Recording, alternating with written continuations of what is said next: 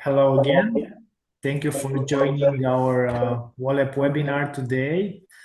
I want to extend my thanks, first of all, to our guest speaker, Selene Snippe from the Netherlands, who will be presenting today on a very topical, very exciting and interesting subject, which is guest agreements, but more on that a bit later.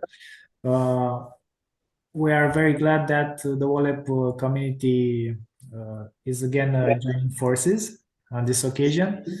So again, welcome to everyone involved. Soyez les bienvenus for the French speaking members. So what I can tell you about Celine is that she's a very esteemed member of the community. That applies to all of us, of course, but she's a very dynamic, from what we got to know about her. She's a very dynamic lawyer, a very proactive member. Celine, thank you for accepting our invitation to be presenting today. And I will let you tell us more about your preferred subject for today. Why did you choose guest agreements? And before I end my intervention, I want to tell you about Celine that she is a corporate and commercial lawyer based in Amsterdam. So, Celine, please take it from here. Yes, thank you, Theodore. Well, I want to thank the attendees for taking the time out of their day to be present at this WOLEP webinar. And I especially want to thank Theodore and Alina for providing me with this opportunity to present at this one. And I also want to give a special thanks to Stefania, who has designed this presentation. I just gave her the words as she worked the magic, and I think it's a beautiful design. So thank you for that. So a little bit about me. As Theodore already told you, I am a corporate and commercial lawyer. I started my own practice last year after working in big law in mergers and acquisitions here in Amsterdam. I still do a little bit of that, but my main focus is really on commercial contracts, as I love to help the smaller entrepreneur. And I discovered the online and creator space, and I found that my true passion is really to help and educate online entrepreneurs and creators. And one of the ways I do that is through my contract shop, where I sell contract templates. The best one currently is the legal website bundle, which contains the privacy policy to be legally compliant with the GDPR, the CCPA, the PIPEDA, but also the terms of use to protect your business, and disclaimers specifically for creators like YouTubers, podcasters, bloggers, and influencers. I also sell bundles and individual contracts for creators, YouTubers, podcasters, influencers, bloggers, but also coaches and expert advisors. And then I sell the service agreements, which are more on DWY basis, so a done with you basis, where I assemble the correct contract for your specific niche. And then next to that, I also sell terms for one-off calls, for online consultations, and terms for online courses, digital products, and affiliate programs. And I also sell the guest agreements in my contract shop, which we are going to be talking about today. And why are we talking about guest agreements today? Well, nowadays, you cannot run a business without personal branding, which means that you have to put your face on different platforms like social media, or maybe even your own podcast or YouTube channel or your own webinar, but also on the platforms of others as well, on which you are the guest. Like, for example, in this case, I am a guest on this webinar, presenting at this webinar, which is run by WOLEP. So I thought that since, most of you here are either solo practitioners or running a law firm yourselves with a team, this would be relevant to you too, because obviously you are also a guest on other webinars, or maybe presenting online, or even being a guest on a podcast. So I thought, this would be a great topic to talk with lawyers about. So we will be getting into what a guest agreement is, why you need it, and what the key terms are of the guest agreement specifically. But first, a quick little disclaimer. This presentation is for informational and educational purposes only. This does not create a attorney-client relationship. Always consult a lawyer before you take any legal action. And in this case, I guess maybe yourself. So what is a guest agreement? A guest agreement is sort of like a release form.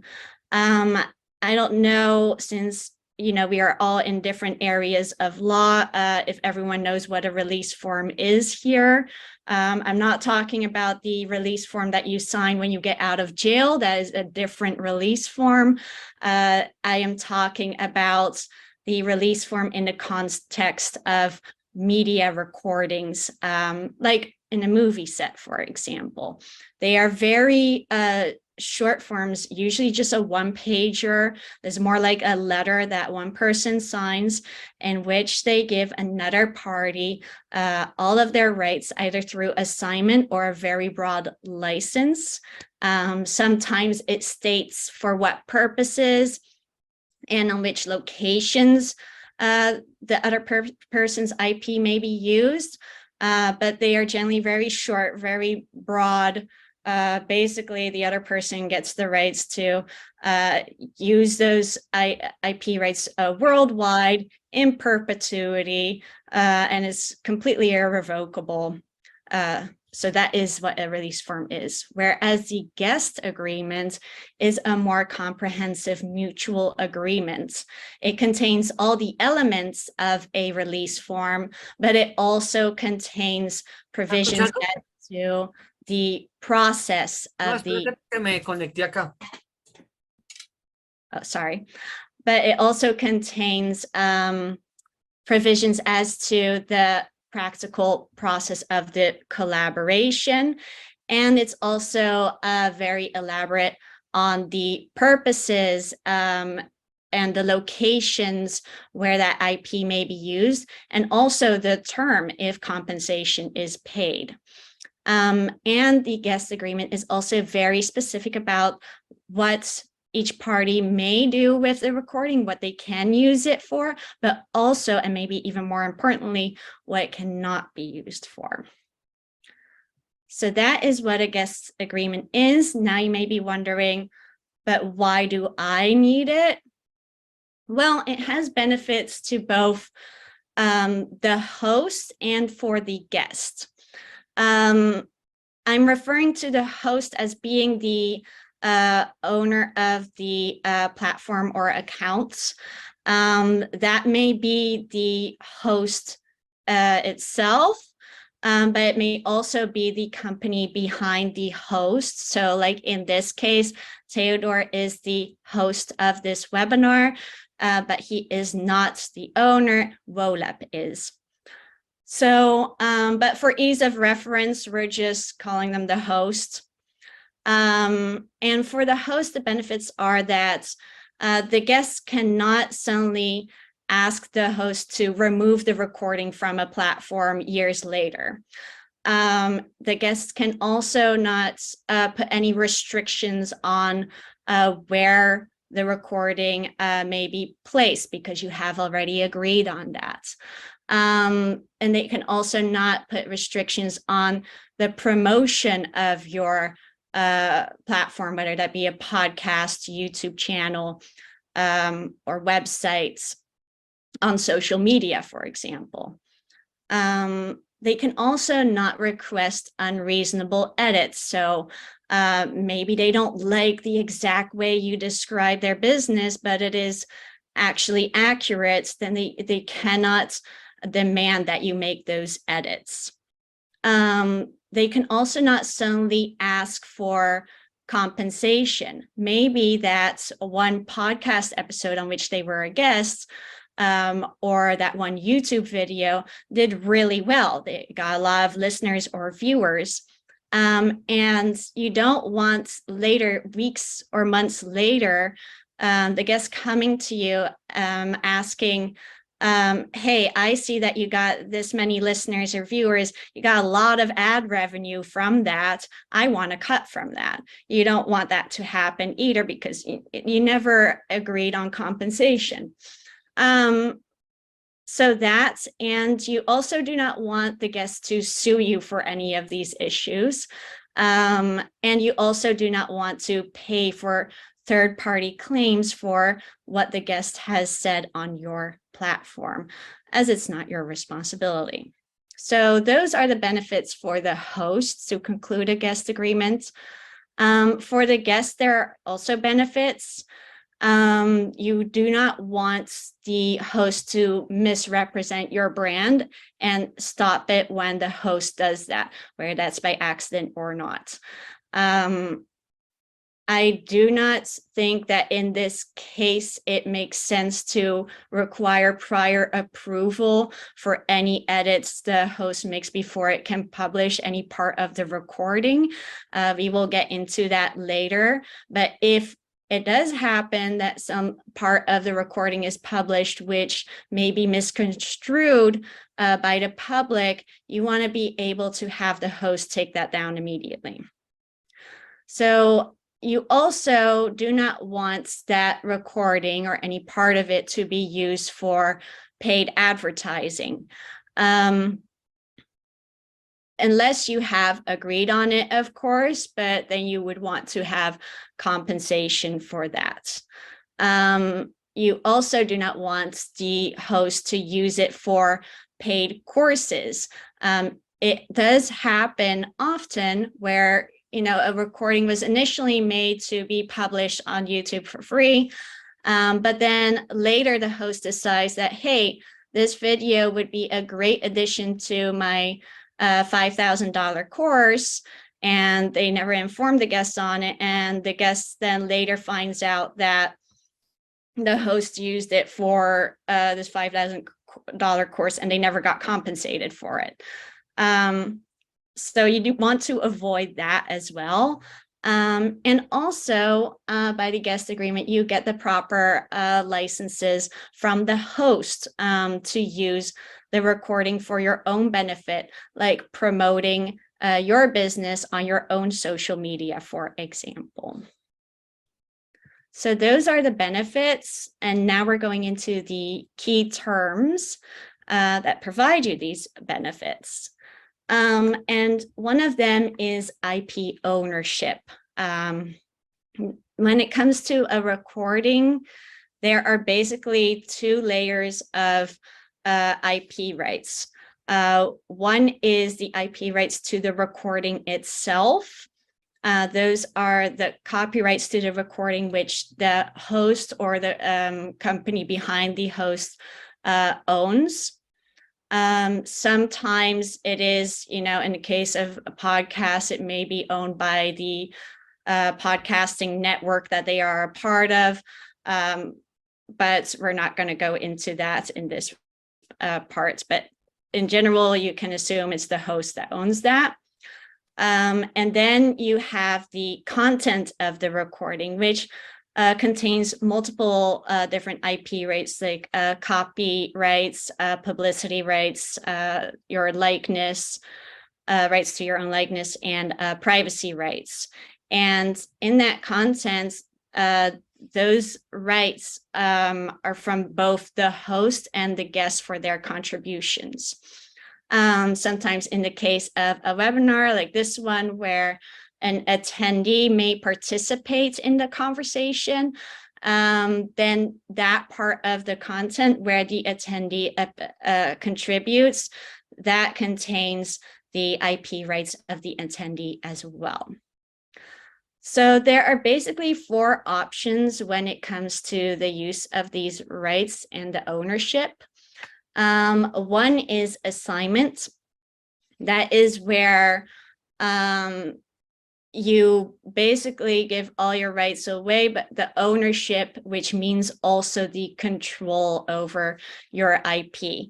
Maybe you get a license in return for certain purposes, but you cannot tell the other party what to do with your IP. Then you have the exclusive license, which basically can give you the same rights because you are giving the other or the other person the same rights because you're giving the other person the exclusive use to your IP, and you're saying that you are not going to use it yourself, except for if it is explicitly specified in the contract. And then you have the non-exclusive license, where you give the other person the rights to use your IP, but you yourself can use it and anyone else can use it too, that you give a license to.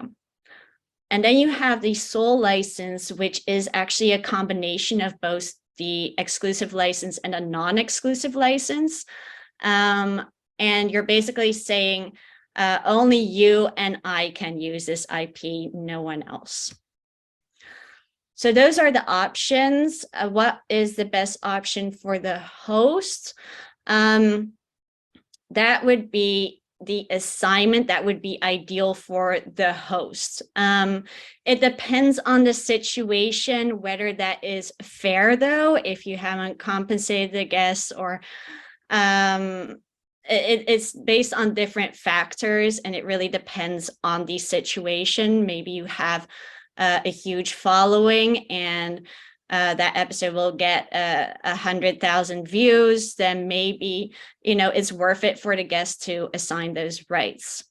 Can also give an exclusive license, which basically can give the host the same rights, especially if it's irrevocable and royalty free. And then you have the sole license, which is a give and take, where you specify on which terms exactly the other party may use your IP rights. And you can make that as broad or as limited as possible. And then you have the rendimento di una squadra campione in carica, cioè ritrovarsi a 18 punti dalla. Thank you. And then you have what's best for the guest. And that is like, you could say based on the definitions that it's the non-exclusive license. However, the host is still the owner of the recording itself, so you cannot really get that far with it.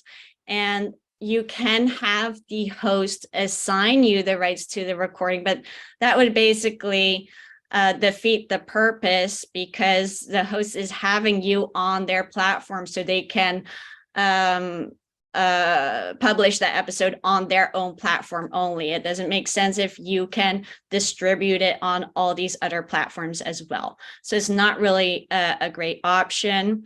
So another great option for the guest would be the sole license, where, as I said, it's a give and take. So yeah, basically the sole license is the winner here. and which in most cases I would advise, especially if there's no payments. Also, if you also need to have the rights to use the other party's name, logo, photo, biography, etc., and you need a non-exclusive license for that. And that needs to also be specified in your contract as well. So then when it comes to what would be the right thing for your specific situation, that really depends. I mean, money changes everything. But also, like I said, if that host has a large audience, it might be worth to either assign your rights or give an exclusive license as the guest. In any case, I would always push for an exclusive license, because then at least you have some sort of control for what purposes and where it may be used. Also, for example, in the case of advertisements, if the host later wants to use that parts of that recording for advertisements, then you can ask for royalties for as long as they use it for those advertisements, for example.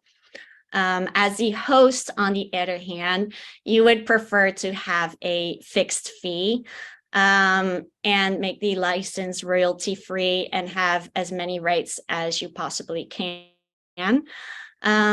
And there is no right or wrong answer here. It really depends on the situation, but these are the options that you have.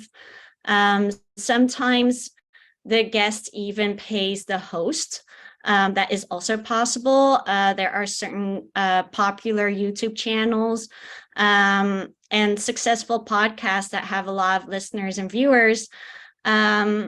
And guests pay to be a guest on that platform, basically to promote their business. In that case, it's very important to specify the minimum term for that recording to be on that platform, because you're paying for it and you do not want the host to take it down after 1 week. So those are some of the things you have to think about. Then we have the usage rights. So when you're giving a license, you have to be very specific. Both parties have to be very specific about what the recording may be used for and on which platforms, and be very specific about the platforms. For example, I think YouTube is a great example, because if they say on YouTube, well, on which channel of YouTube, and is it the paid or the free version? I don't know if everyone knows this, but on YouTube, it is not all YouTube videos are free. Most of them are, but there are creators that create exclusive videos for subscribers who pay for a certain subscription, and only they get access to those exclusive videos. So you want to be very specific about where they place that on their YouTube channel. And also the purpose. So the purpose should be publication of the full recording on whatever platform, and also the promotion of parts of the recording on the social media. Also, that means that you should explicitly state what is not permitted. So you can say, well, you can use it for promotion on social media, but that does not mean paid advertising. Then you have to pay me royalties as well, for example. That can also be for paid courses or paid membership areas.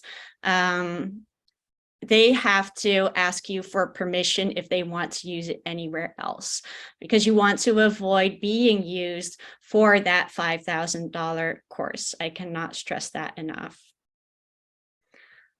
Oh, and then we have the editing and approval rights. I already touched upon that earlier. The question is, should you have approval before you're allowed to publish edited parts of the recording. I think in the case of the guest agreements, you shouldn't, because, well, why? Because in the case of either the host or the guest, if you want to use a little snippet of the recording for social media, and you have to ask permission every time you want to post a little snippet of the recording, guess what? You're not going to do it as often as you would have otherwise if you did not have to ask for approval every single time. What does that mean? If you're not promoting as often, you don't get as many viewers or listeners, which means you don't get as many customers for your business. So I think it's better to do the reverse and say, okay, you are allowed to make edits yourself and publish it on the agreed platforms, not just any platform. And as long as it does not hurt my business. If it does have negative effects on my business, then you have to take it down. That is one strategy. And you do have to define what those negative effects are. That could be disparagement, that could be defamation, that could be discrediting your business, or causing confusion about your business, your products, or your relationship with the other party. So those are the things that you have to be very specific about in your guest agreement. So those were the key aspects of the guest agreement specifically. There are some other important provisions that I just want to touch upon. One of them I already mentioned at the beginning is the actual process of the collaboration. For example, in the case of a webinar, are there any deliverables like presentation slides or a freebie for the attendees? If so, who creates these deliverables, and what are the deadlines, especially if you are collaborating with each other on creating these deliverables. Also, the visual and sound quality. You don't want the presenter to be sitting in the dark, or have constant phone notifications, or hear email notifications. You just want the process to be as smooth as possible. If it's an interview, do you want to specify whether certain questions are off limits? If it is, especially if it is a personal interview, and maybe you had an event in your life that you do not want to talk about.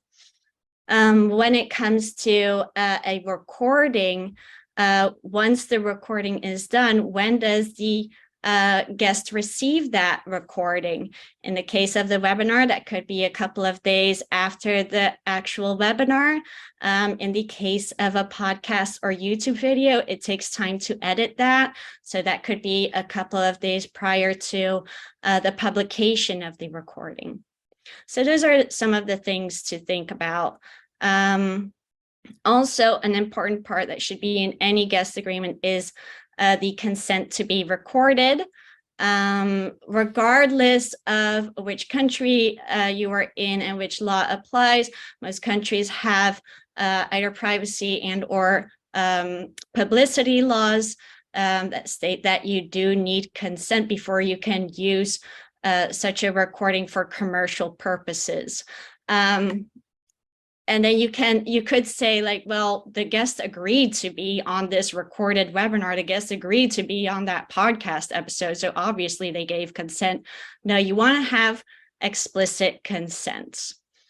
And then for the disclaimers, I just gave a short disclaimer at the beginning of this presentation that there is no attorney-client relationship with the attendees, but you also want to have those disclaimers in the contract with the host, especially if it is a one-on-one conversation or a one-on-one interview.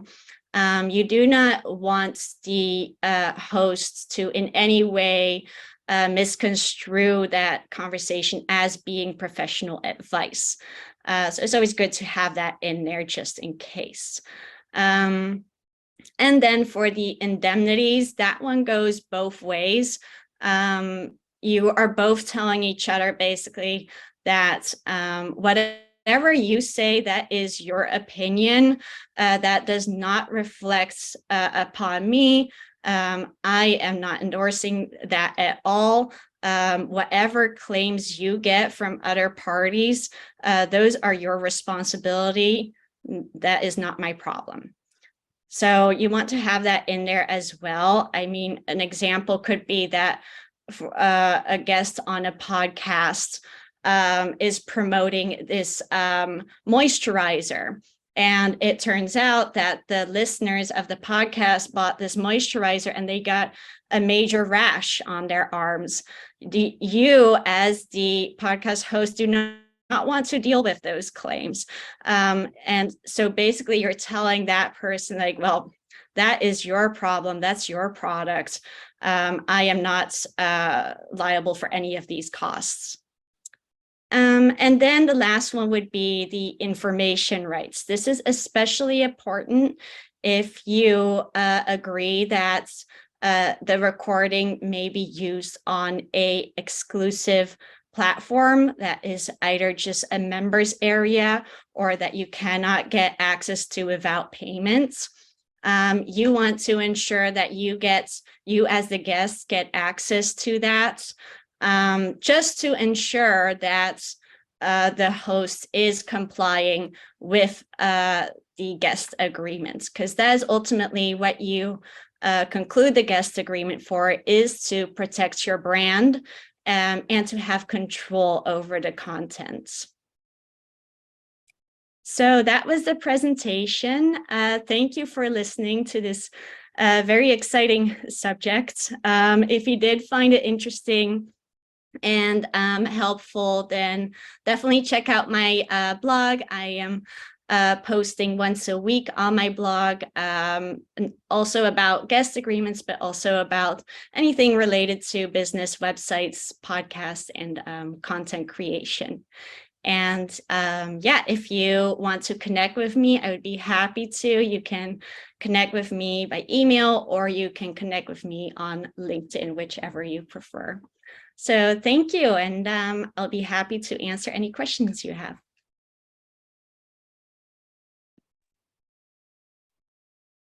Thank you very much, Selene. Thank you for your presentation. I'm sure that we'll have a number of questions from our attendees today. I think I am talking in the name of everyone which attended when I say that it was an eye-opener, because we are living in an age, especially with social media and the advent of social networks, of webinars, of podcasts, especially in the past few years during the pandemic, which saw proliferation of this type of content. That we face these challenges of being, for example, invited to host or to participate in a webinar, to have an intervention, and then realizing that you didn't take the proper legal measures and defenses, and somehow at some point even being exploited for that appearance. So we can now take questions, if that is okay with everyone. Yes, definitely. We had a question from Christina Guelfi first, if that's okay with everyone, because she addressed a question within the chat of this Zoom. So for the first question, Mrs. Guelfi, if you can read it, or if you want me to read it. So the question, Selene, would be, what law applies to this type of contracts? But I had another question from her, just a second, from Mrs. Guelfi. And also, Selene, what are the legal actions in case of infringement of an intellectual property right? So in case of infringement of an IP right. Okay, so yeah, basically the second question answers the first question, and the main law that is covered by this agreement is intellectual property law. And when it comes to attendees, for example, then also privacy laws are involved. And the same goes for the guest, as I said, with the case of providing consent, publicity, and privacy laws are involved. So those are the laws that are basically covered by this guest agreement. It's kind of like a licensing agreements, just a little bit more comprehensive, more commercial. And then as for the second question, which is what legal measures you can take, usually you start off with giving a formal letter of infringement of the IP laws. Usually when such a formal letter from your lawyer is involved, they will stop with that. But on the other hand, sometimes they don't. And in that case, you do have to either go into arbitration or into courts, which is another important part that many don't talk about in international agreements in general, because a lot of these agreements are international, is which courts should be chosen in that case. Because if you are dealing with someone that is in a member state of the EU and you yourself are in a member state of the EU, it makes sense to choose a court over arbitration, as arbitration is generally a little bit more of an expensive process, as opposed to where you are in an EU state, but you are contracting with someone in the United States. Then in that case, arbitration is usually the more cost-effective way of going about it, because otherwise, if it were a court proceeding, you have to have the court's decision be approved by the courts in that foreign country. That is a longer process and usually costs more. So I hope that answers the questions. Thank you. So the law is chosen by a national, or in alternative, you can reach up in arbitration. Yes, because in the law you choose is under the international criteria, I think. Yes, exactly. Thank you. Thank you. Thank you for your question. Thank you to Mrs. Guelph. And you have two options to address a question to our speaker today. You can either raise your hand, Zoom offers this option, or you can directly unmute yourself and talk to us. I would also like to thank Mr. Fernando Buitrago, for example, for attending today's webinar. Mr. Buitrago, if you have a question for our speaker. I myself have a question, but I will save it for the last part of the Q&A. Okay. Well, I guess I was very clear in my presentation. So don't be shy. You can address a question to our speaker. She's readily available to answer your questions. But if not, in the meantime, Selene, I will take the initiative and address my question.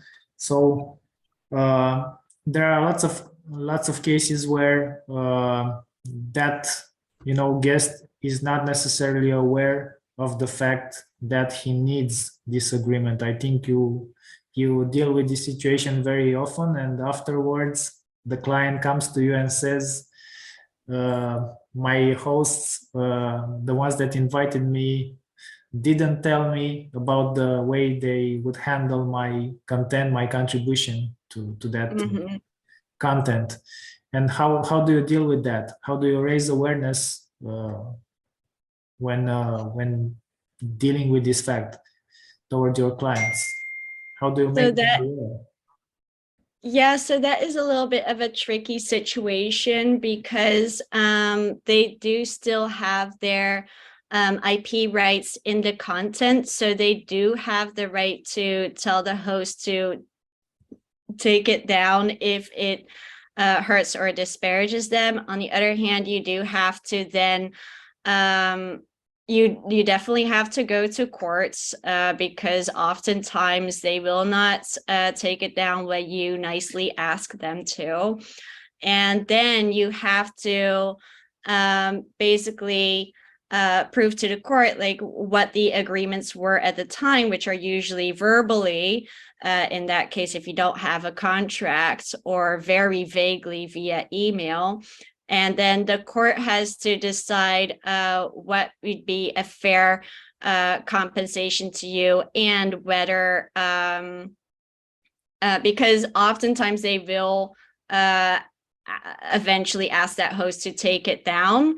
But by that time, the damage is already done, and oftentimes you will not get the compensation that for the costs that you have actually incurred in that time. So that is why you do want to have a guest agreement for that. Thank you.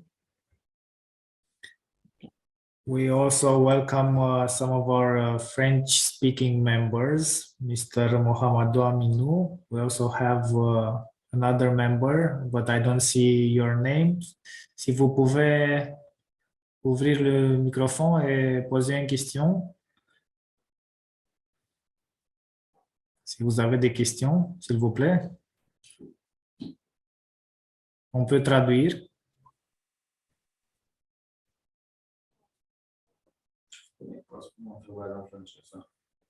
Vous pouvez adresser une question en français, s'il vous plaît. Messieurs? Mr. Theodore. OK. Aminou. Monsieur Aminou, oui, vous pouvez poser une question, s'il vous plaît, en anglais, s'il vous plaît. In English, okay, let me try in English. Okay. I would like first to thank Selene for the presentation. It was very insightful and quite clear, crystal clear actually. Oh, thank and you. I was wondering actually about this guest agreement. It seems that it is more applicable within commercial matters. I would like to take the example of this webinar, WOLEP webinar that you just presented.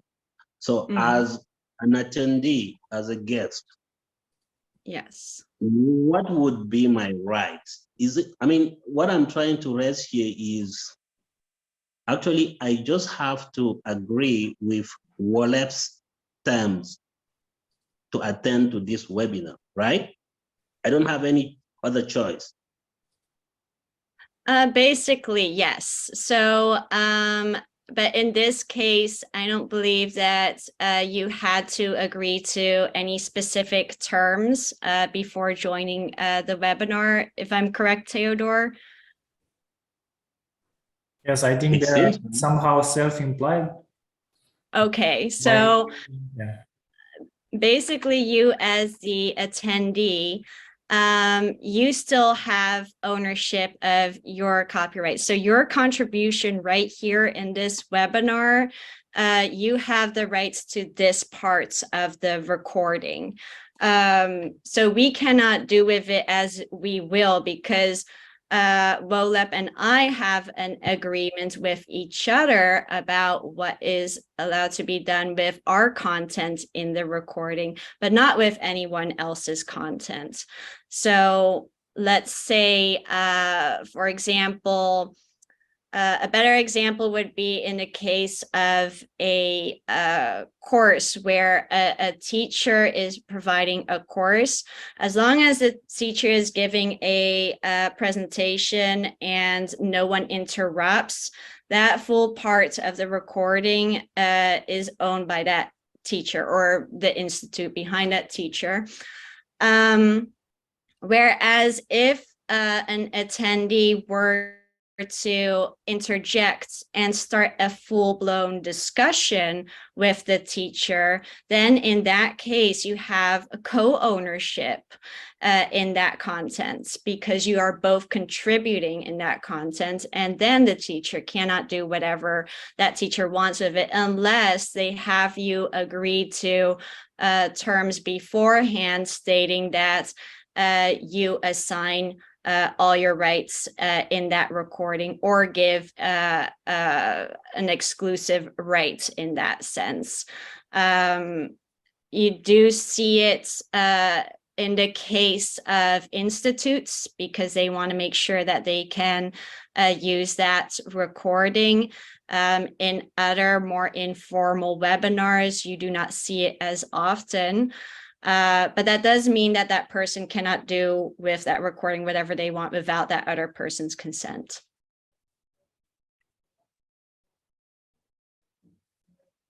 Does that answer your question? Yes, thank you. But I think partially, actually, because by waiving, I mean, it's a kind of waiving my rights first. Like, if I want to attend to the webinar, they provide us with terms before joining the session, right? So in this case, I get what you have just explained. Like my intervention, I have my IP rights with this, but isn't it a bit contradictory? Like, since I waive, this is into brackets, I waive my rights by accepting to attend to the webinar.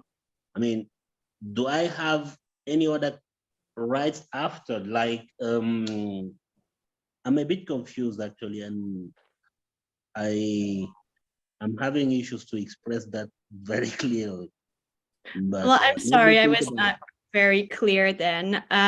So in this case, you have not agreed to any specific terms, so you still own all your rights, and you can tell WOLEP or I what we can do with your part in the recording.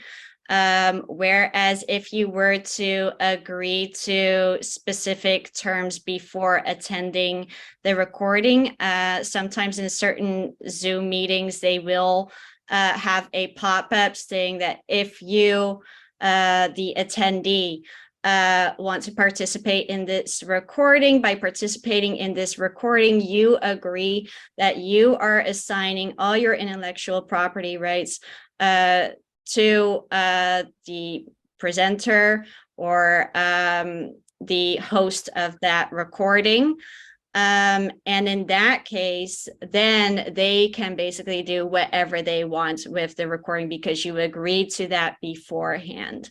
You know, those rights only go so far because it doesn't mean that we get to disparage you or defame you.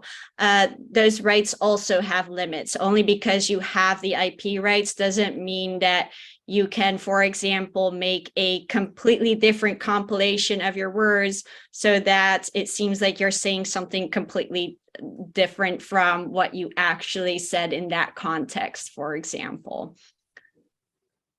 Is that a little bit more clear, or is that not exactly what you meant? My God, I understand it now. Thank you very much. Thank you so much. You're so welcome. Thank you for the question. It was a great question. Thank you both to Mr. Amenu for addressing the question and for your answer. It was very comprehensive, Selene. If we have another question, we'd be delighted to answer to your question, because it also allows us to better understand each other's position and respective know-how of the matter. I was also curious, Selene, to ask you if we can somehow make a forecast about what's coming in terms of content when we will have chatbots that will be invited to be guests at the webinar. That will be it. That opens up a new avenue for, you know, IP and legal agreements. What do you think will happen when It we really have a is. ChatGPT, you know, instance which will generate content for a webinar, for example? Well, I think in 5 years from now, well, for one, I will become obsolete. ChatGPT will have taken over my job at that point. But hopefully it will not be the case. Well, I mean, I have to say, I have been playing around with ChatGPT, and I have to say, right now, in its stage of infancy that is right now, I am really impressed with what it can do. These are like, I've asked it to draft up multiple different contracts. You know, some of them are completely off point and like off topic, but some of them are pretty good, I have to say. And I think in the case of AI, they will definitely be smart enough to have us agree to very specific terms. And I wonder if everyone will care that much about their privacy, about their rights to their likeness at that point. I wonder. I think that is a great point of discussion. At this point, I feel like, yeah, you have to do everything you can to exploit your personal brand, especially with Alexa coming up. Like, Amazon is not necessarily gonna promote your brand. For example, if you ask Amazon for cola, it might just give you Coca-Cola, and you have to specify that you want Pepsi instead, for example. I think that is why personal branding is so important, because you have to specifically ask for a certain brand for a specific lawyer. Otherwise, it will just give you any lawyer that is paying for ad revenue, for example. I don't know, but it could go in many different directions. And yeah, I really wonder where this is going with AI. It's going really fast. So we have to live and see what the future holds for us, and live to tell the story. Kind of like the prior generations, they are also had to endure quite some change, not knowing what they're getting into. But I don't know, what are your thoughts on that? It's very difficult to forecast, because it seems that new revolutions happen all the time, especially in the digital age. So I think that is a very fine conclusion to our webinar today. If there are any more questions, we gladly await them. Any other question, please, for our speaker today? If not, I would like to thank everyone, and I especially thank Selene for this great presentation that she delivered. Thank you, Selene, on behalf of all of us. If you can open your mics, please, and let her get acknowledged by applauding our speaker today. Thank you. Thank you all. Thank you, Selene. Thank you all for attending. Thank you so much for your time. And in our final remark, I would like to also encourage you to connect on all available channels, also WOLEP, because it's very important for us to share and exchange knowledge. We are working on organizing in the near future some roundtables based on specialty within the WOLEP network. And I think we had a recent experience with Mr. Aminu and Mr. Giancarlo Paolo Pezzetti from Italy, in which we discussed a common project. So I think that will also be one of the goals of this year for the WOLEP network, to further develop our working relationship and to share projects together. So I encourage you to connect with Selene as well as with our other members. Selene, thank you again very much for taking the time to do this presentation. And we await our next webinar, our next speaker. So please come forward with another proposal, some other proposals for the WOLEP webinars. Thank you very much and have a great evening. Thank you all so much.